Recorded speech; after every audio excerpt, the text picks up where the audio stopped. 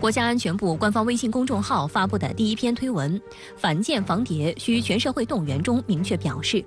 国家安全机关要落实谁执法谁普法、普法责任制，广泛运用报网微评端全媒体，创造性开展多种形式的国家安全敌情教育和法治宣传，加强以案释法，通过典型案例教育群众，增强全社会反间防谍意识，形成维护国家安全的强大合力。这体现出国家安全机关是反间谍工作的主管机关。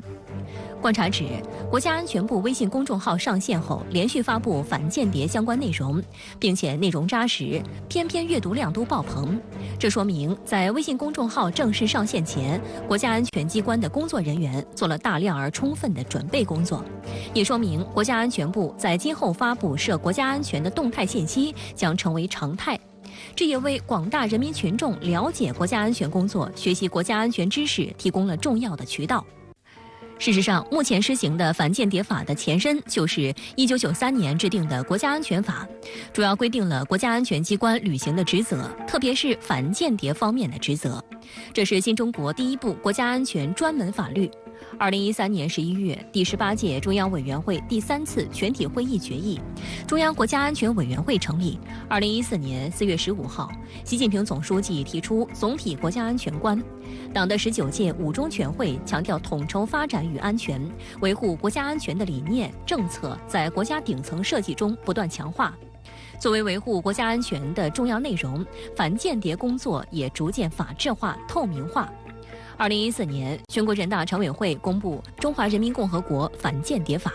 2017年，反间谍法实施细则公布。2023年7月1号，修订后的反间谍法实施，反间谍工作完全纳入法治轨道。深圳卫视注意到，新修订的反间谍法有不少亮点，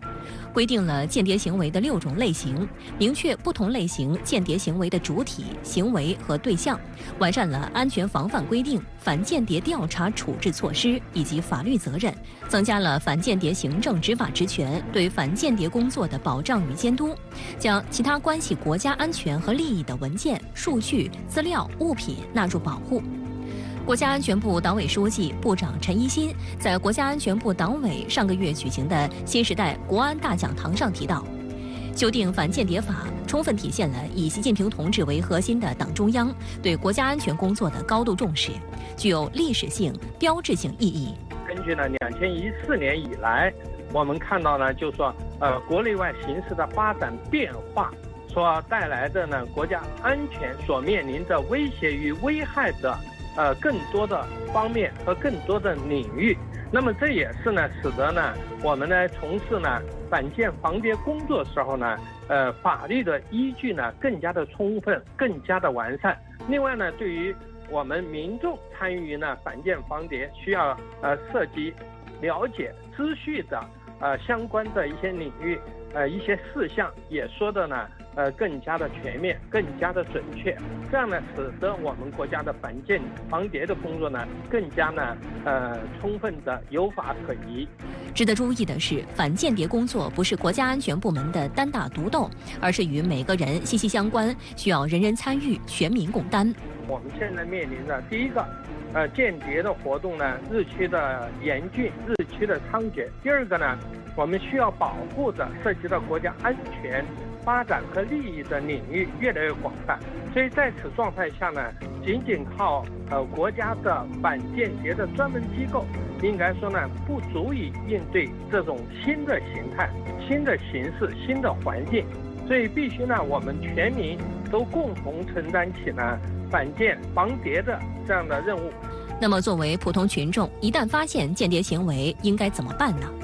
近年来，江苏、浙江、广西、海南等多地渔民就曾捕捞到各种外国技术监测装置。新修订的反间谍法明确规定，对举报间谍行为或者在反间谍工作中做出重大贡献的个人和组织，将按照国家有关规定给予表彰和奖励。国家安全部7月31号开通了微信公众号，引起了关注。事实上呢，我们以前很少看到国安的信息，但是近些年来呢，国家安全机关的信息越来越多的出现在公众视野当中，这是否意味着又一种新常态？夏先生怎么看？应该是新常态，因为这个我们原来呢，这个把国家安全呢放在一个比较低调，或者说放在背后去做呢，主要是看到了发展的利益。但事实上呢，发展呢和安全的这个利益实际上是密不可分的，它是辩证的，缺少了任何一个方面都是不行的。那么按照新时代这个我们这个系统观念的这个看法的话，那必须要把这个安全发展的利益呢一起去看待。所以呢，这应该是一个新常态。应该说，我国的国家安全机关，在党和新中国发展的不同的历史时期，应该都发挥了特殊的作用，做出了重要的贡献。那在这次这个国家安全部的微信公众号的介绍当中呢，他把这个维护国家安全当作是民族复兴的根基，应该说是体现了党中央对我们国家安全工作的高度重视。我想没有国家安全，就没有我们的民族复兴。那在这个，尤其是在这个18大以来，在中美博弈、竞争加剧的大背景下，我们尤其需要进一步重视国家安全工作。不过呢，针对全社会动员这样的一个提法呢，国外又有媒体污蔑我们全民抓特务。可是呢，他们跳得有点太早了，因为国安部公号发的第2篇文章题目就是依法惩治间谍行为与尊重保障人权并重，强调全社会参与反间谍不是要搞成一个全民抓间谍的群众运动，公众参与反间防谍需要严格通过法律渠道进行。那么我们要促进的是真正的国家安全，而各种极端的破坏社会和谐的做法都与这一目标背道而驰。那么第1篇文章和第2篇文章显然是连续的，是对某些西方媒体的特性已经掌握得很透彻的左右开弓。除此之外，夏先生怎么来看第2篇文章的用意？应该说这是西方一贯的做法。然后我们这一次呢，特别强调这个，就是把西方的这个伎俩，你的伎俩我先给你击破，然后呢也明确要求我们自己这个反间防谍这个工作呢走上一个法治化的轨道。这个既是我们新时代以来这个全面依法治国的表现，也同时呢也是在这个反间谍工作、这个国家安全方面走上这个国家治理能力和治理现代化走上这个法治轨道的这么一个表现。其实我们在这个修订反间谍法这过程当中，还有在前期呢，我们是对于国外的相关法律做了大量的调研，尤其是美国，它在这个反间谍方面的立法更加缜密、更加系统。我们其实好多经验是从美国等西方国家学过来的。比方说美国还有它的这个反恐的相关的立法，它就强调，你个人在发现任何有恐怖活动嫌疑的情况下，你就需要立刻报告美国的相关政府。那其实它这个在反间谍领域也是同样的做法。中国在国家安全方面面临的挑战应该说是越来越大，但是呢，我们也绝不会因此就关上国门，对外开放的大门只会越开越大。那么未来我们应该如何平衡好这其中的各种风险呢？我们必须推进更高质量的这个对外开放，才能够进一步实现我们的民族复兴的伟大梦想。那其实呢，这个新的修订的反间谍法呢，它是对于我们新时代对外开放新的形势下维护对外开放安全的一个重要的举措。它这个通过修订这个法呢，它能够更好的堵住我们这个包括外部的敌对势力，尤其是美国，它利用我们对外开放的相关的政策，对我们的渗透和间谍行动。另外呢，我们其实这个反间谍法在对于这个间谍行为这次呢有了更加明确的一个界定。那我们这个国家安全机关，包括我们相关的政府和部门，它在这个执行或者是推进反间谍法工作当中呢，它更有法可依。它对于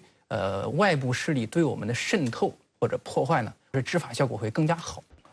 那么近些年来呢，随着经济社会的发展，国家安全形势也在发生变化。我也注意到在新修订的反间谍法当中，完善了关于网络间谍行为的规定。我们也知道现在呢，很多单位甚至普通的商业机构都保存着海量数据，而一旦进行大数据挖掘，不知道从中能挖出什么来。所以呢，我们怎么样来面对这样的一种形势，来保障国家安全？严先生，一方面呢，我觉得作为我国的国家安全机关，它需要构建新的国家安全工作新的格局，推进它的国家安全体系和能力的现代化，以适应目前这种激烈的中美博弈，尤其在这种网络安全领域的激烈的博弈。另外一方面，作为一些机构或者是企业，尤其是军工，涉及到网络信息安全的这些领域呢，它需要做好自己的安全防范的主体责任，提高员工的这个安全防范的意识，堵好它的漏洞。作为个人的话，我想刚刚也提到了，需要发挥好自己的作用。前不久呢，我国一位人工智能方面的专家，也应该说是领军人物了，不幸因车祸去世，广大网友啊为此感到痛惜。很快呢，也有一些猜测。那么当然，这些猜测啊，现在没有任何迹象说明这些猜测可能是准确的，仅仅是一些猜测。但是这种猜测背后呢，实际上反映出一种担忧。比如说我叫个车啊，被这些数据天长日久的被记录下来之后，那么一旦这些数据失窃，国外情报机关就有可能据此非常精准地采取一些行动。这种担心呢，我认为应该说也是现实的。那么商业机构的大数据，无论是从国家安全的角度，还是说从保护公民个人隐私的角度，我们应该如何使商业机构能够落实它的保密义务？严先生，现在呢，尤其是这个外部这个敌对的国家呢，它非常重视通过网络这个手段来挖取，通过大数据的手段，通过人工智能的手段挖取和拼凑，它通过一点点的情报点来最终呢形成它的一个情报的一个结论。所以说，虽然说这个商业数据可能在我们看来，在普通的这个公司看来，个人看来，他觉得没有什么秘密性没有什么可以需要保密和防范。其实呢，这个东西它秘密就潜藏在这些海量的这种数据当中，一旦被这种敌对势力利用或者是挖掘呢，会对我们国家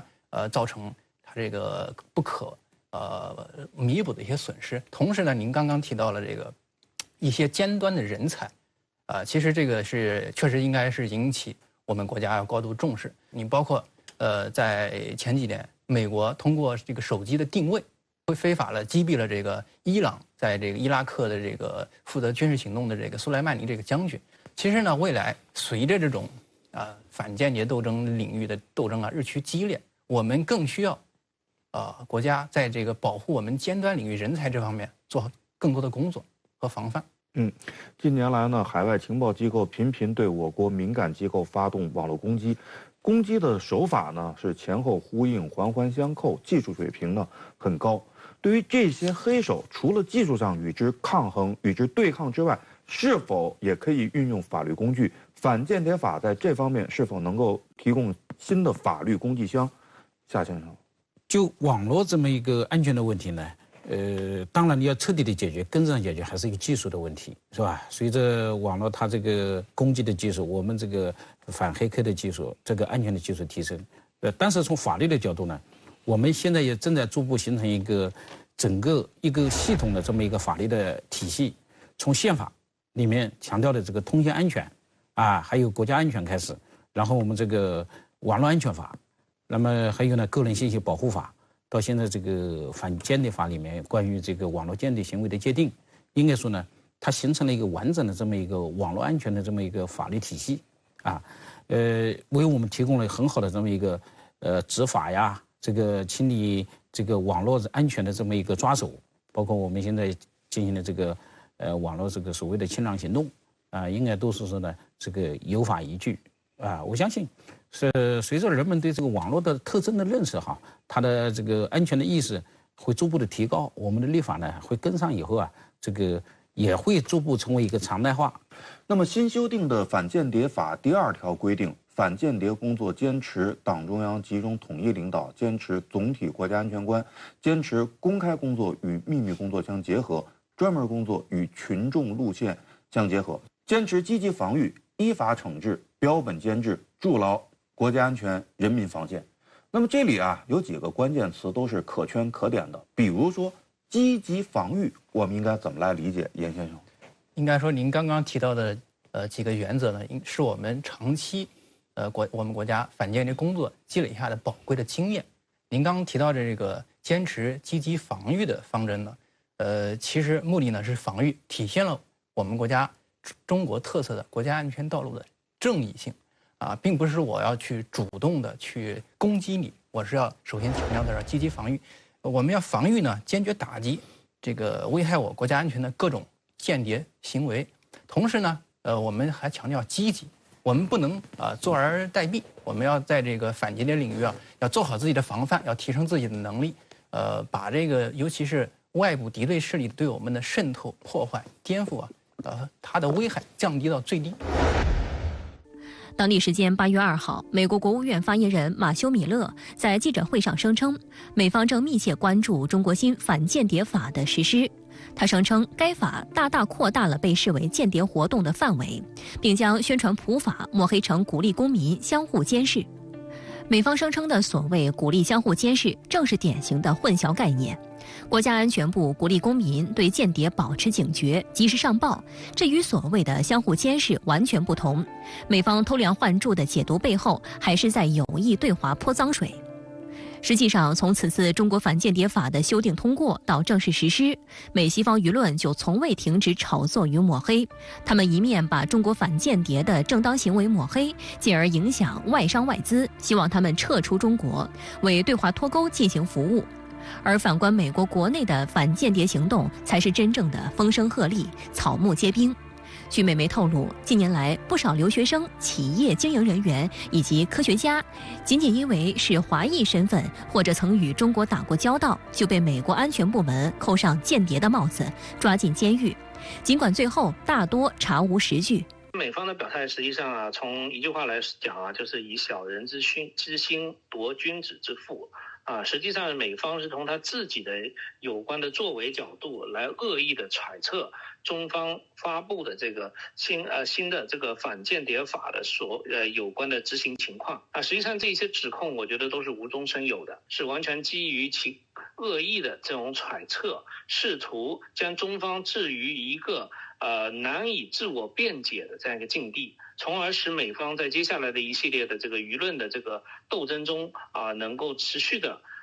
对中方的这个相关行为进行抹黑，并且使美方的这个相关行为得到某种程度的背书。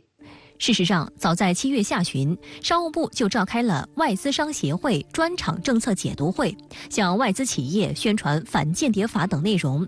共有美国、日本、欧盟商会等30多家会员企业代表参会。与会企业代表纷纷表示，商务部主动宣传解读政策法规，有利于加强双向沟通交流，也更加清晰准确地理解了相关政策举措，增强了长期在中国发展的信心。日本日经亚洲杂志网站也报道了此次会议。报道特别提到，中方官员在会上表示，我们将通过与外资企业开展常态化交流，来提高政策透明度和可预期性。因为外资企业它长期在中国打交道那么他会很在意他行为的边界是否会有可能触犯到反间谍法，或者说反间谍法将会在多大程度上影响到外资企业在华的这个经营活动。所以说显然商务部的这种对于外资企业的有针对性的做工作我觉得应该说是起到了效果。实际上在那一次会后，相关的企业也表示的对于中方的这个相关的法律是有了更多的认知和了解。有观点认为，美方之所以如此高度关注中国的反间谍行为，恐怕是因为心里有鬼。7月20号，美国中央情报局局长伯恩斯在美国科罗拉多州举办的阿斯彭安全论坛上对与会者表示， CIA 目前在中国设有特工。他声称，我们已经在重建中国的情报网络方面取得了进步，并且近年来我们非常努力，以确保我们拥有强大的人力情报能力，以补充我们通过其他方法获取的情报。伯恩斯这番表态迅速引起舆论高度关注。要知道，2017年5月，《纽约时报》曾以"美国在华间谍网被毁"为标题报道称，2010年以来，中情局在中国的间谍网络遭到严重破坏，人力情报搜集工作濒于瘫痪。现如今，伯恩斯的回应相当于在客观上证实了《纽约时报》的报道，也向外界传递一个重要信号： CIA 已经招募了新的间谍，并将对华采取行动。美方一边反复散布所谓中国间谍网络攻击的虚假信息，一边毫不掩饰地宣称要针对中国开展大规模的情报活动，这本身就很说明问题。中方将采取一切必要措施，坚决维护国家安全。也有观点认为，伯恩斯的公开表态是有意模糊视线，有认知战的味道，而这又构成了情报战的一种形式。不得不说，这也是美方轻车熟路的老戏码了。近年来，美炒作所谓中国间谍案的力度不断加强。美国的《纽约时报》、《华尔街日报》、CNBC 以及 CNN 等主流媒体均对中国间谍案刨根问底，试图将中国描述为一个对美国开展全方位渗透、无孔不入的谍战对手。中国国际问题研究院美国研究所副所长张腾军指出，中国新反间谍法近期在美国国内引起了不少关注。伯恩斯的表态也有给美国国内舆论吃定心丸的意味。那么美国国内呢，实际上也有不少的担忧啊，认为这样一种反间谍法会不会影响到美方在中国国内的情报活动啊？所以说这样一种背景之下，中情局局长需要出来做一个回应。所以说我们出台这样一种反间谍法，实际上也是为了这个更好的保护中国的国家安全，更好的防范来自美国等一些国家在中国境内所从事的非法的情报收集和间谍活动。不过，特别值得注意的是，在伯恩斯做出这番表态后，拜登旋即宣布，他将任命伯恩斯为内阁成员，并称赞他领导的情报机构在乌克兰危机以及中美关系日益紧张之际所做的工作。据彭博社报道，拜登当天在一份声明中说，伯恩斯利用情报给我们国家带来了关键的战略优势。在他的领导下，从应对俄罗斯到负责任的管理与中国的竞争，中央情报局正以明察的眼光，通过采取长期的方式应对我们国家面临的主要国家安全挑战。分析认为，过去3年的疫情限制了中外人员交流，美国对华情报渗透难度加大。现在随着中外人员交流恢复，人力情报活动势必恢复常态，美国对华情报渗透活动更为系统。基于大数据的情报搜集、网络窃密等非人力情报活动势必更为猖獗。伯恩斯的口出狂言需要审慎对待。中国修订反间谍法呀，美国先坐不住了。美国国务院发言人马修·米勒在记者会上就表示啊，美方一直在密切关注中国新版反间谍法的实施情况。他们这样的一种表态啊，在很多中国网友看来，简直就是把脸凑上来让人打嘛。美国为什么要密切关注呢？严先生，应该说，我们国家修订反间谍法呢，它不针对任何某一个特定的国家，但是呢，这次修法之后呢，美国的官方的人员，包括美国的部分的媒体，它确实跳得非常高。我想它可能有2个方面的一个考虑，一个呢是美国情报机构或者是美国情报机构的代理人，他在中国境内从事相关破坏、颠覆活动的这些人员，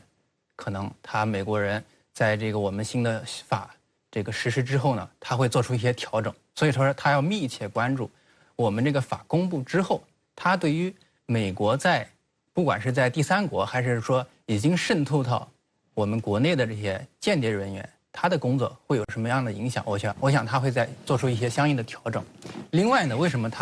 美国会如此关注呢？其实它重点的呢是要歪曲和抹黑我们新修订的反间谍法。它呢，尤其是炒作我们所谓的这个新法通过之后啊，对于外国来华的一些人员、学者、记者的影响，它反复的在炒作这个。其实呢，我们在这个法当中呢，对这方面有个明确的界定。我们对于正常的、合法的交流交往是保护的，是欢迎的。但是呢，美国是想通过歪曲呢，让外国的这些企业人员，他煽动他们，或者是左右他们的想法，让他们不敢来中国，或者是让在中国国内已经在经营或者是在开展工作的一些外企啊、记者呀，去离开中国。他背后的一个阴谋呢，就是要孤立中国。美国表示密切关注啊，当然也有道理啊，就是打引号的道理。因为就在不久前，美国中央情报局局长伯恩斯公开声称，美国在华情报网络的重建工作已经取得了进展。目前，中情局正在中国着手构建强大的人力情报搜集能力。我总觉得伯恩斯的这番表态几乎是在公开出卖他们的在华情报人员，因为这无疑会让中国老百姓认识到，美国在中国真的有好多特务。这几乎是在为我国的反间谍工作进行动员嘛。那么伯恩斯为什么要进行这样的一种表态？究竟他是什么意思？严先生，他说这个重建工作取得了积极的进展，这一方面呢，可能是他要邀功啊，他要向这个白宫、向美国国内的势力说给他们听的。那也向他们表示，我这个中情局局长还是非常重要，而且很有成效，很有成效。我讲话还是有分量的。对，这说给美国国内听的。另外呢，有可能也是出于扰乱我们国内一些视听的一些考虑。为什么呢？因为他说在这个我们国内这种重建工作取得进展，那反过来说，是不是我们国家安全机关在这方面的工作呢，还有薄弱点，还有漏洞呢？其实他这个目的啊，有可能也是，抹黑或者是弱化，或者是让中国的老百姓对我们国家安全机关、我们国家的国家安全工作产生一些忧虑感。我想这是他的一个目的。我们也注意到呢，最近美英等西方国家的间谍情报机构越来越多地出现在公众的视野里，包括在俄乌冲突当中，这些间谍情报人员呢，发挥了非常重要的作用啊，亲自出来啊，说什么说什么，去喂料，去报道。那么这是否意味着认知战在全球范围内正在加剧？为此，我们又应该做哪些应对？夏先生，我同意这么一个观点啊。因为这个情报工作呢，它跟这个我们平时所理解的实际的战争呢，它实际上是性质是一样的，只不过它的表现形式不同而已，是吧？那么近几年为什么这个认知的通过情报的这种认知战越来越明显呢？它就是因为由它的斗争的特点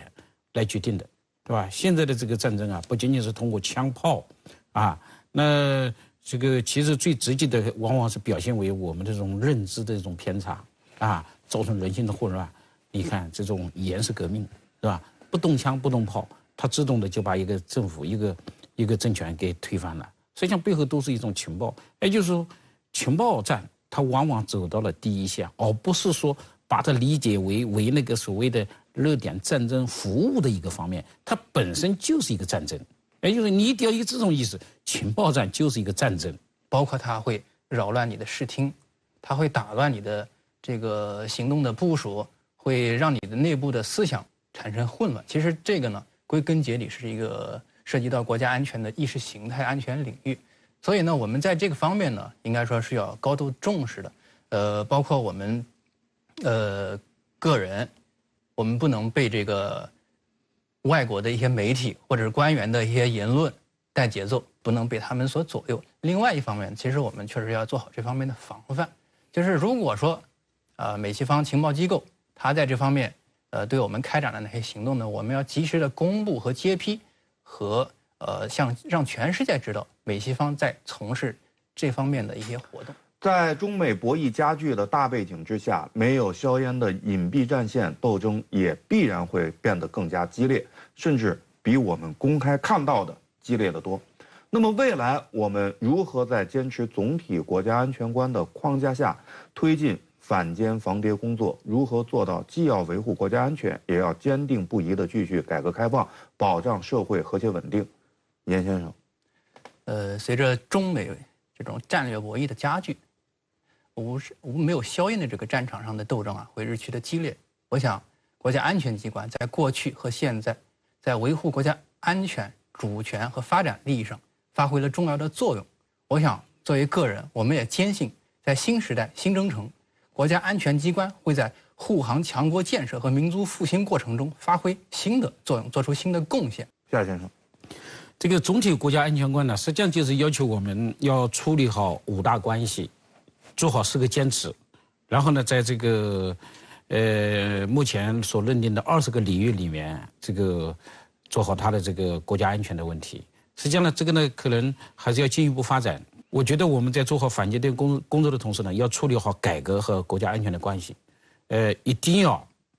坚持改革开放，这是写入到宪法里面的基本路线，不能因噎废食，因为国家安全形势严峻就不改革开放，有这种声音，我觉得这是不对的，一定要坚持改革开放，同时呢，要依法